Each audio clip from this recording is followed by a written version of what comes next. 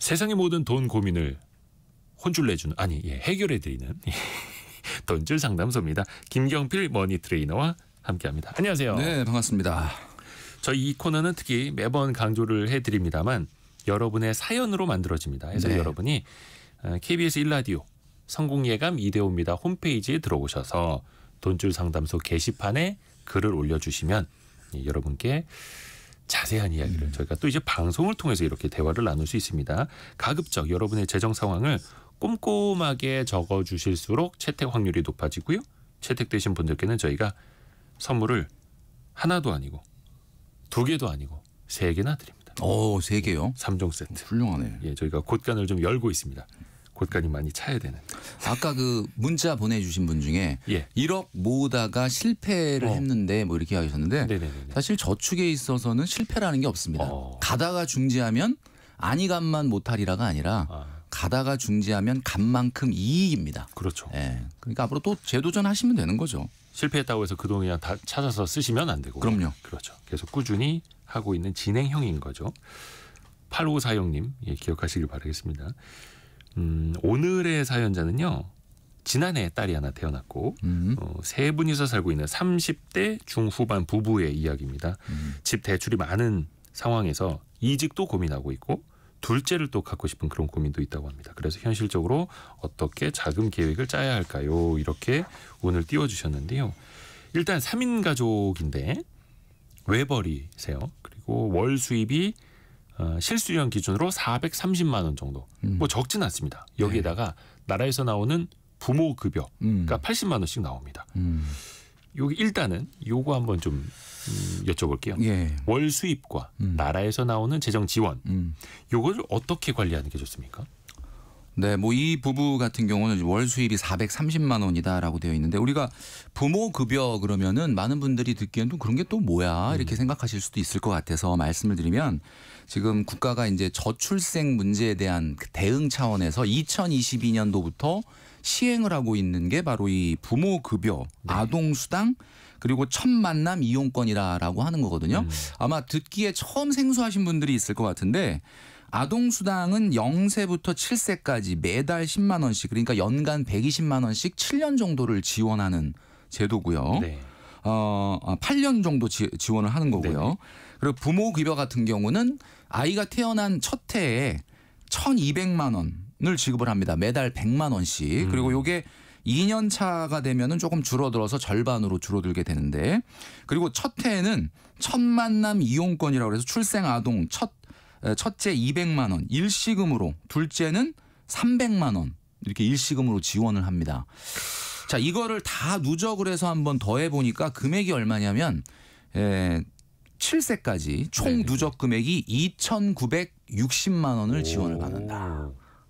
어떻게 아마 요 내용을 생소하게 처음 들어보신 분들이 있을 텐데 요게 이 부모 급여와 아동 수당 그리고 첫 만남 이용권의 총액이거든요. 자격이 있을까요, 없을까요? 자격이요? 소득 기준? 이게 자격이 있을까 없을까요? 없어야 되는 것 아닙니까, 이건? 이게 자격 기준이 있습니다. 그러니까 많은 분들이 에이 그러면 그렇지. 자격이 뭐냐? 대한민국 국적이면 됩니다. 대한민국 국적이면서 중요한 거네요. 네. 2022년도 1월 1일 이후에 출생한 아동이면 가능하다. 여러분 늦지 않았습니다. 지금이라도 도전을 하시면 좋을 것 같아요. 너무 아쉽네요. 저는 이제 몇 번 말씀드렸습니다. 애가 셋인데 이미 다 지나가가지고. 그러네요. 이게 뭐 아동수당까지는 받았거든요. 월 10만 원 요거까지는. 근데 1,200만 원짜리 이 큰 걸 못 받았네. 그러니까. 지금 더 나을 수도 없고. 그래서 사실 따로 관리해야 되느냐 내 소득과 이렇게 국가에서 정부가 지원해 주는 이런 일시적인 소득에 대해서 따로 관리해야 되느냐라고 물어본다면 저는 이제 말씀드리고 싶은 게 따로 관리하는 게 맞다고 봅니다. 이게 왜 그러냐면 일시 소득이잖아요. 그러니까 계속되는 소득이 아니잖아요. 만 7세 넘어가면 이제 못 받는 거니까. 2,960 그러니까 대단하긴 한데 이게 사실 조금 나눠서 아동수당 같은 경우는 나눠서 나오는 수당이고 부모급여도 1,200만 원을 일시금으로 주는 건 아니고 매달 100만 원씩 주는 거고 이런 거다 보니까 따로 관리해야 된다. 이게 왜 따로 관리해야 되냐면 만약에 이거를 따로 관리하지 않고 갑자기 이분들 같은 경우는 지금 430만 원 월 수입인데 아동수당하고 부모급여하고 나와갖고 지금 한 530만 원 정도 받는다. 그러면 530만 원이 우리 소득이야라고 생각하고 소비 지출 이거 하다 보면 안 되죠, 안 되죠. 이게 딱 끝나게 되면은 사람이 이제 거꾸로 가기가 어려운 게 지출이 거꾸로 가기가 어렵거든요. 그렇죠. 지출 줄이기가 힘들죠. 그래서 굉장히 어떻게 보면은 정부 입장에서는 저출생 문제를 좀 지원한다는 차원에서 지원했던 건데 이게 가정에는 어떻게 보면 갑자기 소비 수준 막 높여놓고 그 다음에 어떻게 보면 펑크가 날 수도 있는 자칫 잘못하면 그런 문제가 생길 수도 있다는 거죠. 이거는 그야말로 이제 정부의 특별 개정처럼 집에서도 통장을 따로 쓰면서 맞아요. 아이를 위해서 나오는 부모 급여 80만 원은 이건 진짜 아이를 위해서만 쓰자. 맞아요. 뭐 어린이집 보내는 비용이라든지 기저귀 사는 비용이라든지 따로 쓰자 이렇게 해야겠네요. 제가 저수지 통장 한번 말씀드린 적이 있었잖아요. 예. 이 저수지 통장처럼 이 정부 지원 금액을 자녀를 위한 저수지 통장으로 만들어 놓는 것이 저는 맞을 거라고 봅니다. 이걸 만약에 그냥 생활비에 얹어서 그냥 뭐 430만 원 들어오다가 갑자기 530만 원 들어오네. 여유가 있네. 이러면서 소비 뭐 쇼핑하고 이러다 보면은 네. 정말 큰일 날 수가 있다는 거죠. 그렇죠. 물론 그게 내수 활성화에는 도움이 되긴 합니다만 네. 보육비 통장으로 차라리 따로 만들어서 따로 관리하는 게 조금 더 계획적일 수도 있겠네요. 네. 근데 이 사연 보내주신 분 같은 경우는 제 대출 원리금이 문제입니다. 일단 몇 년 전에 수도권 지역에 노부모 부양 특별 공급으로 아파트 당첨이 됐다고 합니다. 네네. 여기까지 이제 축하드릴 일인데 그렇죠. 너무 좋죠. 이후에 안타깝게도 조부모님이 돌아가셔서 사연자 가족만 살고 있고 지금은 그 이자만 내는 기간이라고 합니다. 일종의 뭐 거치 기간 같은 거 80만 원씩 월 나가는데 내년부터는 원금까지 같이 나가면서 월 220만 원씩으로 늘어날 예정이라고 합니다. 자, 좀 전에 이제 우리 자녀를 출생했을 때 받을 수 있는 게 7세까지 2,960만 원의 정부 지원금을 받을 수 있다. 그래서 아마 깜짝 놀라신 우리 청취자분들이 계실 텐데 이분들은 이뿐만이 아닙니다. 신생아 특례 대출이라는 걸 받았어요. 이분들이 대출 받은 게 신생아 특례 대출. 그러니까 신생아 특례 대출은 대표적인 정책 금융 상품이죠. 대출 상품인데 금리가 2% 안 되지 않습니까? 1.95%. 여러분 어떻습니까? 1.95%. 그러니까 1.95%의 신생아 특례 대출을 받아서 그것도 특별 공급으로 아파트에 들어가신 분이니까 대단하신 분인 거예요, 사실은. 그러네요. 두 가지 기회를 잡으신 거네요. 그런데 동시에. 무려 1.95지만 워낙 대출이 그러니까 이분들이 자본이 너무 없다 보니까 신도시 경기도에 있는 수도권의 신도시라고 하는 걸 보니까 아마 서울보다는 경기도인 것 같은데 대출을 5억 원을 받으셨어요.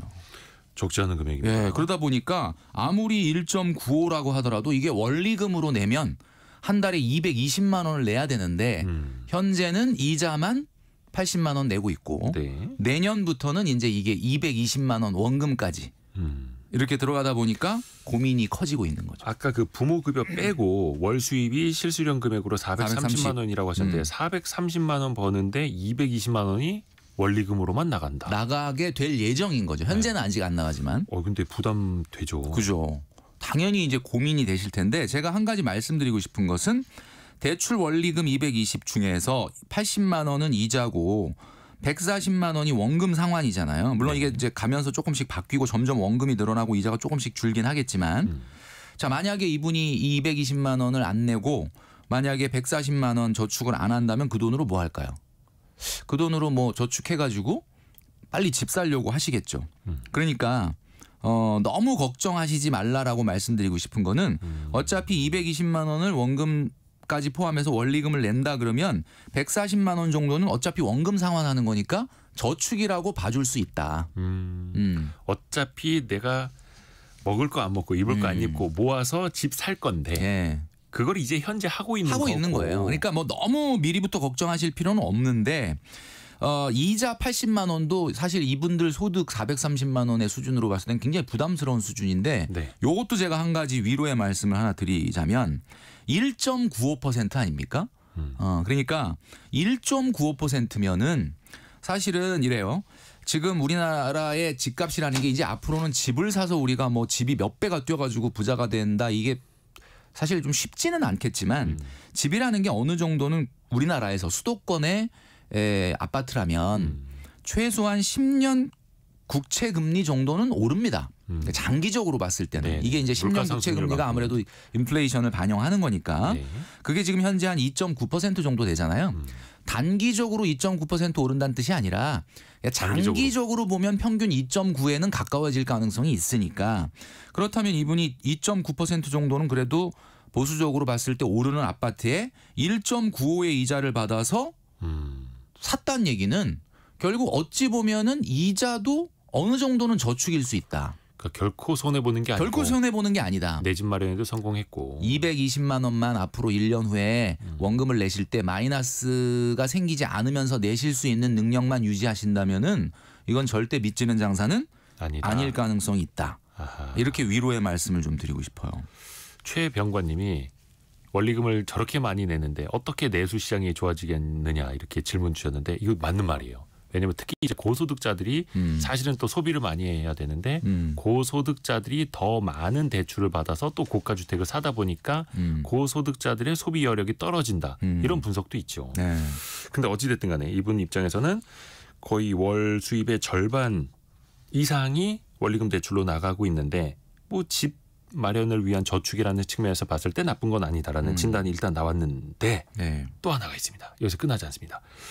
대출이 구체적으로 알려주시지 않은 추가 대출도 있습니다. 이분이 써주시지 않았는데 그래서 220만 원이 아니라 350만 원을 내야 한다고 합니다. 원리금이. 그러니까 이제 이거를 좀 알려주실 거면은 좀 정확하게 알려주시고 아니면 그냥 안 알려주셨으면 좋겠는데 살짝 이렇게 흘려만 주시다 보니까 우리가 추정을 할 수밖에 없는데 오늘 그 사연 보내주신 분 혹시 듣고 계시면은 그러니까 문자 메시지나 네, KBS 주시면 좋을 것 같아요. 좀 자, 올려주세요. 예. 이게 지금 430만 원에서 5억 대출 원리금 220을 갚아야 되는 상황이 내년에 발생하는데 사실 이게 끝이 아니고 한 130만 원, 135만 원 정도를 더 지금 이자를 내야 될 상황이 있다라는 얘기를 보면 135만 원에 12개월을 곱하면 1년에 1,620만 원이거든요. 네. 그럼 1,620만 원이 아무리 싼 이자라고 하더라도 한 5%만 가정을 해도 원금이 3억 2,400이에요. 그러니까 이분은 지금 얼마짜리 집을 분양받으신 거냐면 7억 9천? 그죠. 한 8억 좀 안 되는 네. 돈을 받았는데 그러니까 이분이 시드머니가 하나도 없었다는 거야. 그러니까 제가 이걸 딱 보니까 이 빚이 아마 그 금융기관에서 받은 빚인지 아니면 개인적으로 이렇게 빌린 돈인지는 모르겠지만 네. 대출 이자로 나가야 될 돈이 130만 원 정도 더 있다라는 것을 5%로 추정해 봤을 때 원금이 한 3억 넘는 걸 보면 결국 이분은 5억 대출에 3억. 그러니까 결국 이 집을 결국은 다 빚으로 사신 거예요. 그러니까 어쨌든 아까 제가 말씀드렸던 것처럼 굉장히 낮은 신생아 특례 대출이고 그다음에 지금 430만 원 중에 220만 원이 저축으로 간주될 수도 있다고는 하지만 전반적으로 봤을 때 너무 본인의 자산 상황에 비해서 무리한 어떻게 보면은 대출을 받아서 그러네요. 집을 사신 거다. 근데 그게 어떤 대출이신지는 알려주지 않으셔서 지금 우리 청취자분들이 한규봉님은 자동차 할부 아닐까요? 막 이렇게 해서 막 다들 이제 추측에 들어가셨는데 일단 그러니까 자동차 할부니까 이자뿐만 아니라 원금 갚는 걸로 해가지고 뭐 나가는 빚이 아니겠느냐 뭐 이런 이야기. 그럴 수도 있죠. 근데 어찌됐든 간에 그것까지 다 합쳤을 때 내년부터는 한 달에 원리금 350이 나간다. 근데 그렇죠. 월 수입은 430이다. 근데 여기에 여러 가지 재정 상황, 지출 상황도 써주셨는데 아파트 관리비가 월 35만 원, 식비, 생활비, 보험료 등등. 야 이거 기본적으로 너무 빠듯하시겠네요. 그죠. 그러니까 지금 한 300만 원 정도 쓴다고 나와 계시는데 네. 저는 이런 생각이 들어요. 제가 뭐 프로파일러는 아니지만 추정을 해보건데 지금 430만 원 중에 300만 원 쓴다고 지금 써주셨단 말이에요. 예. 그럼 130만 원이 남잖아요. 예. 아직은 220만 원 안 갚으니까. 네. 그럼 이거 130만 원이 어디 갔을까라고 봤는데 저축 내역을 찾아보면은 저축 내역은 없어요. 그러면 이게 130이라는 게 여러분 청취자분들도 한번 이걸 생각해 보세요. 우리 자산 상태를 볼 때 월 현금 흐름을 볼 때 가장 중요한 게 신호등을 생각하시면 돼요. 네네. 신호등이 색깔이 몇 가지죠? 세 가지죠. 예. 빨간색, 파란색, 노란색이죠. 네. 자, 빨간색은 소비입니다. 파란색은 저축이고 예. 노란색은 잉여. 예. 저축도 아니고 소비도 아니고 왔다 갔다 하는 돈이에요. 그럼 이 세 가지가 분명해야 돼요. 430만 원이 월 소득이 딱 들어왔어. 그럼 난 저축 50%, 소비 40%. 그럼 10%는 약간 남는 돈 10%. 이렇게 딱 나와야 되는데 이분은 지금 써주신 걸 보면 430 안에 300만 원은 쓴다. 빨간색 300만 원. 근데 그리고 나서 130은 이게 지금 뭐 저축을 하는 건지 어쩐 건지가 약간 애매하다라는 거죠. 근데 이분이 직전 1년 전만 해도 부모급여 100만 원에 아동수당 10만 원에서 110만 원의 소득이 더 있었단 말이에요. 그러면 430이 아니고 바로 직전 연도까지만 해도 그러니까 바로 몇 달 전까지만 해도 올해 상반기까지만 해도 소득이 430이 아니라 540이었어요. 그럼 그 540 중에 남는 130이 아닌 240만 원은 어디 갔을까? 이게 좀 궁금한 거죠. 저희가 무슨 그 추정 60분은 아니니까요. 그건 아닌데. 예. 그죠? 그러니까 말씀드리건데 앞으로 이제 우리 돈줄 상담소에 그 사연을 보내주실 때 가장 중요한 게 월 현금 흐름이 파악이 돼야 됩니다. 얼마가 저축이 되고 얼마가 소비가 되고 얼마가 남는다. 이렇게 딱 요 세 가지 신호등이 색깔별로 몇 %인지가 딱 나와야 일단 되는데 일단 이분 같은 경우는 이제 첫 번째로 조금 지적을 하자면 본인의 소득과 자산에 비해서 너무 무리한 주택을 샀다. 일단 예, 요거는 조금 생각을 하셔야 된다는 거죠.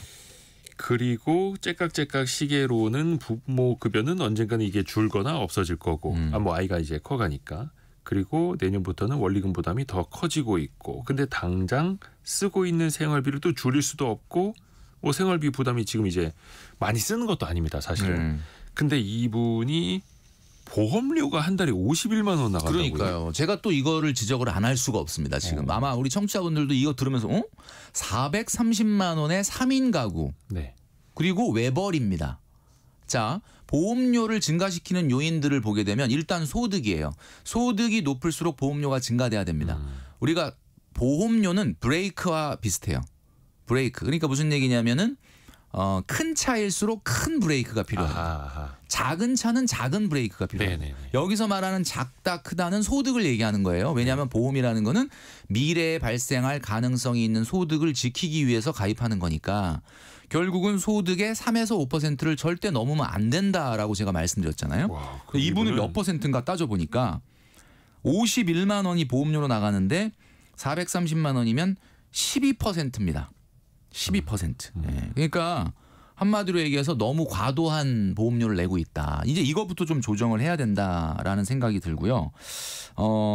그래서 이제 이런 거 작은 거 하나가 모여서 고정비를 증가시키고 고정비 증가되다 보니까 어떻게 보면 생활비 압박이 생기고 그러다 보면은 이제 부모 수당이나 부모 급여나 아동 수당을 그냥 쇼핑도 하고 필요한 돈 쓰자 이런 식으로 가다 보면 이게 딱 끊기게 되는 3년 차 아이가 3살 딱 되게 되면 아동 수당 10만 원밖에 안 나오거든요. 그렇죠.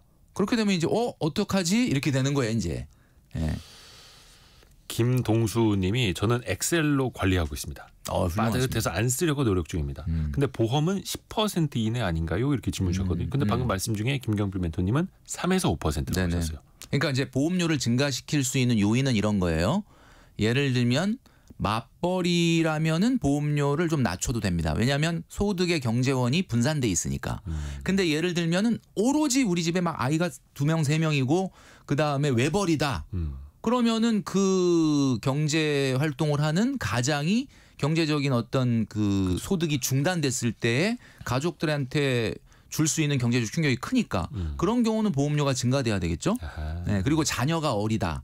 그리고 아직 자산이 많이 안 쌓여 있다. 이런 요인들이 보험료를 높일 수 있는 요인인데 제가 봤을 땐 3인 가구고 외벌인데 소득의 10%가 넘는 보험료. 이거는 절대 안 된다라는 거죠.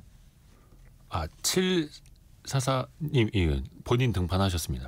예. 안녕하세요. 사연자입니다. 제가 잘못 쓴 게 있다고. 거치시 140만 원, 1년 후 이자 원금 220입니다. 그렇죠. 그러니까 지금 거치에서 지금 140만 원 나간다는 이야기가. 그러니까 60만 원 정도 더 나간다는 얘기네. 근데 어찌됐든 간에 내년부터는 월 220만 원 나가는 그렇죠. 거는 이제 맞는 것 같고 7448님 잘 들어주십시오. 지금 제가 봤을 때는 화나신 분들이 주변에 좀 계셔가지고 추가로 130만 원의 이자가 더 나가야 된다라고 하는 부분만 없었다면 사실 크게 문제는 없을 것 같기는 하거든요. 근데 새롭게 130만 원이 또 이자로 나가야 된다라고 해서 원리금으로 350을 지출해야 된다라고 하시니까 야 이거는 그러면 과연 이 집을 유지할 수 있을까라는 생각이 들었던 거죠. 그러면 우선순위로는 이 보험료 같은 걸 좀 줄이는 게 먼저라고 보시는 거죠. 작은 것 같지만 고정비라고 하는 것은 많은 분들이 그렇게 얘기해요. 아이 뭐 5만 원, 10만 원 절약한다고 뭐 얼마나 크겠어라고 생각하지만 이거는 5만 원, 10만 원의 금액이 중요한 게 아니라 끝없이 계속해서 발생하는 소비이기 때문에 고정비 같은 경우는 수시로 들여다보면서 줄일 수 있는 게 있으면 줄이셔야 된다라는 이야기죠. 그렇습니다. 그렇습니다. 자, 그리고 또 하나 등장하는 고민이 지금 이분이 월 430을 버는 그 회사를 앞으로 3년만 더 다닐 계획이고 이직 생각이 있으시대요. 그 이유는 저희가 뒤에 설명을 해드릴게요. 또 중요한 이유가 있어서 그렇습니다. 남은 3년 동안 이거 그러면 대출 계획을 어떻게 해야 될까요, 이게? 대출 계획이요? 예. 일단 이분이 이거를 말씀드려야 되나? 저 소득이 줄더라도 다른 직장으로 좀 옮기고 싶어 하시는 것 같아요. 아, 예. 소득이 줄더라도 다른 직장으로 옮기고 싶어 한다. 근데 또 대출 원리금은 목에 차 있다. 약간 이게 좀 충돌하는 개념이거든요, 양쪽이. 안 됩니다. 예, 안 돼요. 지금 단호하시네. 여기서 더 밀리면 안 된다. 네. 그러니까 사실은 이렇지 않습니까? 이 세상에서 뭐 내가 하고 싶은 대로 다 하고 사는 것이 가장 뭐 행복한 것 같지만 사실 우리가 경제활동이라는 게 생계형 경제활동이 있고 자아실현형 경제활동이 있어요. 내가 하는 일이 너무 행복해, 너무 즐거워 이러면서 돈을 버는 분이 있고 사실 혹시 여러분들 우리 청취자분들도 어떻게 일요일 날 저녁쯤 되면은 내일 월요일 날 이제 출근할 생각에 막 이 일하러 동료들 만나러 갈 생각에 막 가슴이 뛰고 막 설레고 막 빨리 내일이 왔으면 좋겠다라고 하시는 분이 혹시 있으신가요? 어떠신가요? 뭐 그렇지 않다면 지금 우리 여러분들은 어쩔 수 없이 생계형 경제활동을 하고 있는 거죠. 그렇죠. 예, 그러니까 생계형 경제활동이라는 거는 그런데 이제 이분도 마찬가지인 거예요. 그러면 이제 나는 이 일 지금 마음에 안 드니까 소득이 줄더라도 그냥 뭐 나가 하고 싶은 거 할래. 라고 하는 거는 사실은 60세 이후에 어떤 자녀도 다 크고 가정으로서의 어떤 경제적인 책임이 다 끝난 다음에 생각을 하셔야 되는 거고 지금은 아이도 있고 지금 5억 대출에 거기에다가 지금 얼마를 받았는지 모르는 또 깜깜이 대출이 또 남아있는 이런 상황에서 나는 그냥 어쨌든 안정적인 직장 버리고 새로운 좀 소득이 줄더라도 가겠다. 이거는 저는 제가 봤을 때는 아니다라는 생각이 드는 거죠. 그 이직 고민 그 얘기부터 그러면 조금 더 해 볼게요. 그러니까 이분이 왜 3년 뒤에 회사를 그만둔다고 했는가 따져보면 가족 회사라서 그렇다고 합니다. 그러니까 부모님하고 같이 하고 있는데 뭐 부모님이 연세가 있으시겠죠. 그래서 3년 뒤에 은퇴를 하실 계획이고 네네. 이 사연 보내주신 분은 나는 이 가업을 잊고 싶지 않습니다. 그래서 나는 나의 길을 가업을 잊고 싶지 않다. 좀 힘드신 것 같네 지금. 힘드신 것 같아요. 그래서 본인은 공기업 입사를 목표로 하고 있는데 공기업 입사요. 지금 나이가 아까 30대 후반이라고 하셨죠? 합격한다는 가정 하에 초봉이 월 250에서 300만 원입니다. 이렇게 지금 낮나요? 공기업이? 초봉이니까. 예, 경력이 아니고 초봉이니까. 그리고 지금은 부모님 일을 도와드리면서 430을 받고 뭐 차량 유지비도 도움을 받는다고는 하시는데 크게 연봉이 낮아지더라도 나는 부모님 일은 힘들고 공기업을 가고 싶다. 혹시 김경필 멘토님은 이게 사연자가 아니라 친동생이라면 저의 동생이다. 예, 어떤 막 말해도 됩니까 그러면? 막은 아니고요. 예. 만약에 정말 뭐 사실은 이제 나이로 봤을 때 이제 인생이 약간 좀 후배분이시니까 네.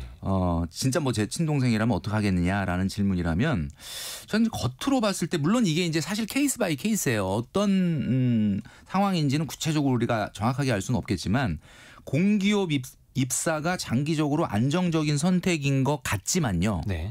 현실적으로 30대 중반 이후의 나이에 육아를 도와야 하는 환경이면서 취업 준비까지 과연 될 거냐.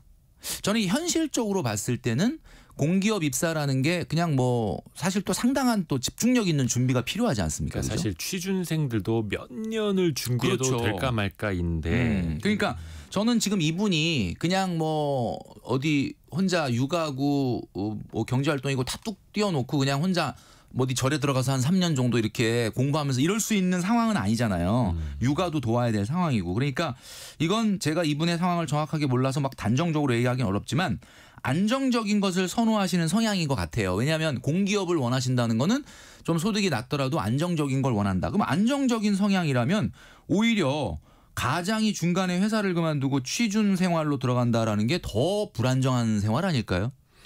저는 그렇게 말씀드리고 싶습니다. 이거는 아마 우리 사연자, 청취자분들의 의견을 좀 많이 들어보는 게 좋을 것 같아요. 우리 저기 KBS 콩 채팅창에 불났습니다. 지금. 예. 황진희님이 부모란 아니 어른이란 참고 이겨내야 하는 그릇인데 내가 하고 싶은 것만 하고 살 수 있을까요? 이렇게 지적해 저하고 주셨. 약간 조금 결이 비슷한 얘기를 하셨네. 그리고 아까 이원국님도 아빠 가장의 책임감은 피할 수 없는 의무지요. 그리고 1927님은 이거 죄송스러운데 좀 전달을 해드려야 되나? 정신 차리라고 한마디 꼭 해주세요라고 1927님이 말씀하셨습니다. 네네. 제 이야기는 아니고요. 그러니까 조금 따끔한 이야기들이 오네요. 왜냐하면 뭐 예를 들어서 합격을 했다. 내년 1월 1일부터 출근 예정이다가 아니라 지금부터 준비를 그렇죠. 하겠다라는 거고 이게 대출이 없으면 모르겠는데 대출이 월 350만 원 내년에 나갈 예정인데 초봉이 300만 원 이하일지도 모르는 공기업으로 가고 싶다라고 하면 이게 너무 안 맞는 거죠. 그렇죠. 그러니까 우리가 어떤 투자를 할 때 예. 항상 생각해야 되는 게 그 투자에 대한 그 내가 원하는 요구하는 수익률이 얼마냐를 잘 생각해야 되거든요. 왜냐하면 그 투자라는 것은 기회비용을 동반합니다. 내가 그거를 선택하기 위해서 버려야 될 것들이 있단 말이에요. 그럼 내가 그걸 선택해서 취했을 때 얻어지는 어떤 이익도 있지만 내가 그거를 선택했을 때 버려야 될 게 뭐냐를 잘 계산을 해봐야 된다. 내가 이거를 지불해야 될 기회비용을 생각을 안 하고 그냥 얻었을 때 굉장히 이거 괜찮을 것 같은데 라는 것만 너무 몰입이 되어 있으신 것 같아요. 그러니까 이제 그런 부분을 좀 균형감 있게 생각을 하시면 좋겠다라는 생각이 듭니다. 네. 아유 오늘 사연자분이 들으시면서 좀 타격감이 있겠는데 좀 어루만져 드려야 됩니다. 그러니까. 자, 어루만져 드려야 됩니다. 왜냐면 이제 주파수를 돌리면 또 안 되기 때문에. 근데 이분이 뭐 플랜 B가 있어요. 정 안 되면 맞벌이도 생각하고 있다. 그러면 이제 물론 이제 맞벌이 하면 그래도 소득은 늘어나겠죠. 다만 또 아이가 아직 어린데 뭐 또 어린이집도 보내야 되고 추가 비용도 또 이 부분도 생각을 해야 되겠죠. 단기적으로는 좋은 대안은 아닌 것 같아요. 물론 장기적으로는 맞벌이를 한다면 전체적인 우리 가정의 소득이 올라가는 건 좋은데 지금 아이가 너무 어리기 때문에 만약에 이 시기에 그냥 이 급한 불을 좀 꺼보자라는 생각으로 단순 어떻게 보면은 맞벌이를 시작하시면 오히려 아이의 육아에 들어가는 부대 비용이 더 발생할 수가 있습니다. 아이가 지금 2살입니다. 2살이기 때문에 아마 많은 우리 청취자분들이 지금 경험을 하고 계시겠지만 그래서 제가 봤을 때는 이분이 사실 나름대로 이제 뭐 여기 지금 좀 타격감이 있을 만한 좀 이야기들이 좀 있었지만 사실 본인이 스스로 판단해서 물론 결정하는 거예요, 인생은. 그런데 조금 더 아무래도 태어난 아이도 있고 하니까 좀 안정적인 선택을 하는 것이 좀 좋지 않겠느냐라는 조언을 드린 거죠. 안정적인 선택. 지금 그 콩 게시판에도 많은 분들이 사연자님이 또 글 올려주셨구나. 예, 쓴소리 말씀해 주신 분들 채팅 잘 새겨 듣고 있습니다. 또 훌륭하신 분입니다. 수용성이 좋으시네요. 0340님이 지금 집을 정리하고 전세로 넘어가는 상태로 공무원 준비하는 게 어떨까요?라고 의견 주셨는데 근데 그럴 수가 없는 상황이라고요. 그죠. 이분이 이게 전매 제한이 아마 있을 것 같은데. 그렇죠. 그 공공 분양을 받으신 맞아요. 거고 이제 그 특례 분양을 받으신 거고. 그런 경우는 5년 정도까지는 아마 이제 뭔가 주거를 바꾸기는 좀 어렵지 않을까라는 그렇죠. 생각이 듭니다. 특공으로 받으신 거라 전매 제한에 걸려서 당장 팔 수도 없고 그러면 그 전매 제한 기한이 끝나면 차라리 집을 정리하는 게 어떨까 이런 고민도 또 갖고 계시더라고요. 그거는 뭐 당연히 충분히 생각해 볼 수 있는 대안이라고 생각을 합니다. 그때 갔을 때 뭐 집값 수준이라든지 내 소득이라든지 또 이자율이라든지 뭐 이런 걸 감안해 가지고 제가 봤을 때는 생각을 해야 된다. 근데 다만 집에 대해서 뭐 최근에 집을 살까요 말까요 이런 고민을 많이 하시고 이제 의견들을 많이 물어보시는데 집이라는 거는 주식하고 달리 어쨌든 요구하는 수익률 자체는 낮습니다. 왜냐하면 내가 집에 투자를 했을 때 또 안 나가는 비용이 있거든요. 내가 만약에 전세나 또 월세, 전세자금 대출이잖아. 월세가 나갈 수 있는 미래 비용을 안 나가게 하면서 집을 사는 거니까 집은 뭐 주식은 이제 솔직히 말씀드리면 뭐 한 적어도 한 7, 8%, 10%, 15% 이상 나와야 내가 만족을 하겠지만 집은 그렇게까지 수익이 안 올라가도 어느 정도 요구 수익률 자체가 좀 낮은 자산이다. 필수 재화니까. 그런 면에서 봤을 때는 이제 전매 제한 기간이 끝났을 때 한번 다시 검토를 해보되 어쨌든 그때도 지금과 같은 현금 흐름이 굉장히 어려운 상황이 된다면 대안으로 당연히 집을 파시고 조금 주거를 변경하시는 게 당연히 생각해야 될 대안이다라고 말씀드릴 수 있을 것 같습니다. 그때까지는 버티는 게 맞다. 근데 이분의 뭐 이제 속속들이 저희가 알 수가 없어서 지금 이제 가족 회사 같이 다니시는데 혹시나 부모님이 3년 뒤에 은퇴를 하시면 본인이 가업을 잇겠다고 해도 할 수가 없는 건지 아니면 본인이 조금 더 의지를 갖고 하면 할 수 있는지는 저희는 모르겠습니다만 그래서 이제 공기업 가고 싶다고 하셨는데 권혁중님께서 한마디 딱 보내주셨네요. 공기업은 다를 것 같나요? 라고. 거기도 힘들죠. 거기도 힘들고 그렇죠. 일도 많을 수도 있고 그렇습니다. 뭐 어디 뭐 쉬운 일이 있겠습니까?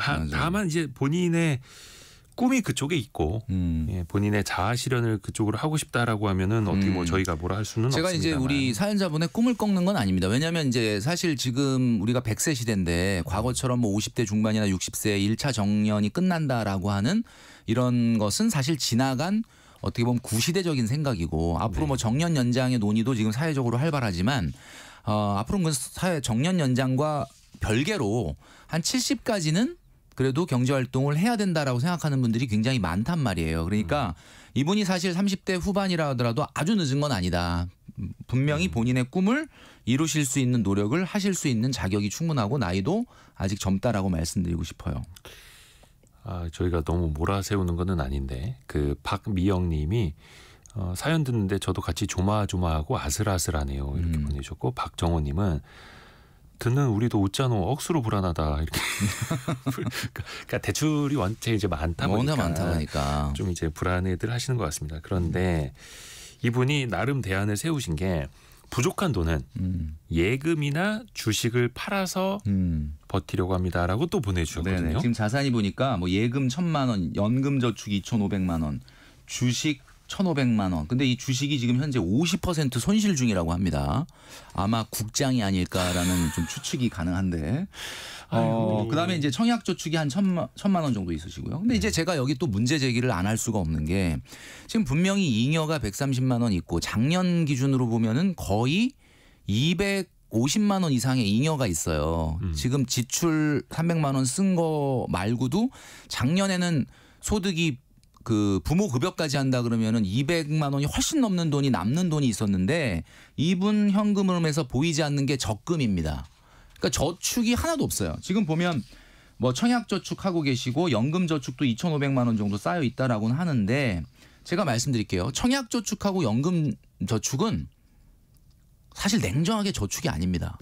왜냐하면은 이거는 청약저축 내가 당장 뭐 물론 이분은 지금 이제 청약이 당첨이 됐기 때문에 뭐 이거를 헐어서 사용을 하실 수도 있긴 하겠지만은 연금저축 같은 경우는 이거는 뭐 우리가 IRP 같은 경우는 55세 전에는 해지도 안 되고요. 개인연금저축도 해지는 가능하지만 이거 원래는 가입하실 때 20년 30년 후를 보고 가입하신 거잖아요. 그렇죠. 지금 또 이거 환매를 하면 그동안에 세제 때 받았던 것도 이제 다 토해내야 되고. 그러니까 여러분 중요한 게 뭐냐. 이렇게 3인 가구고 지금 시드가 하나도 없는 이런 상황인데 왜 저축을 하나도 안 하고 있느냐라고 하는 게 문제인 거죠. 그러니까 이분이 집을 8억 가까이 되는 집을 분양받았는데 실제로 본인 자본이 거의 안 들어간 이유가 바로 이 습관 때문입니다.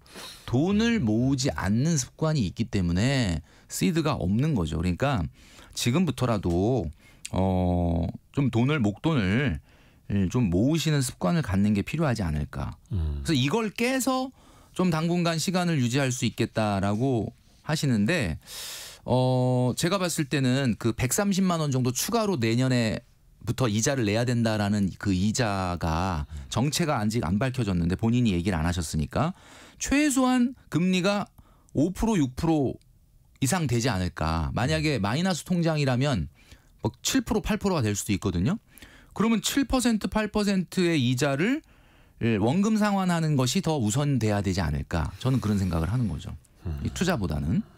주식에 지금 50% 정도가 손실 중인데 글쎄 뭐 그런지 국장에 대해서는 참 할 말이 없습니다. 그러니까요.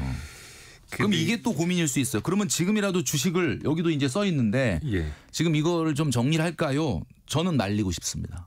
이미 손실 보고. 왜냐면은 지금 어떤 자산이든 자산 시장에서 벌어지는 일은 다 사이클이 있거든요. 한쪽으로만 움직이진 않아요. 뭐 환율이든 뭐 금이나 비트코인도 마찬가지고 자산이라는 거는 전반적으로 장기적으로는 뭐 오르고 내리고는 있겠지만은 사이클이라는 게 분명히 있는데 지금 이제 사실 양극화가 미국 주식과 우리나라 국장이 지금 양극화가 좀 확대되는 국면이잖아요. 이게 확대되는 국면이 굉장히 꽤 오래됐는데 이게 그럼 무조건 그냥 한없이 계속 확대만 될 거냐? 저는 아니라고 봅니다. 그러니까 언젠가는 그러니까 이미 50%를 손실을 감내할 정도로 그 손실을 보면서 확장이 된 이런 상태까지 왔는데 이제 여기서 포기하고 나간다? 그건 좀 아니지 않을까 그런 생각이 듭니다. 다만 이제 좋은 기업, 좋은 산업에 잘 투자하셨기를 바라고요.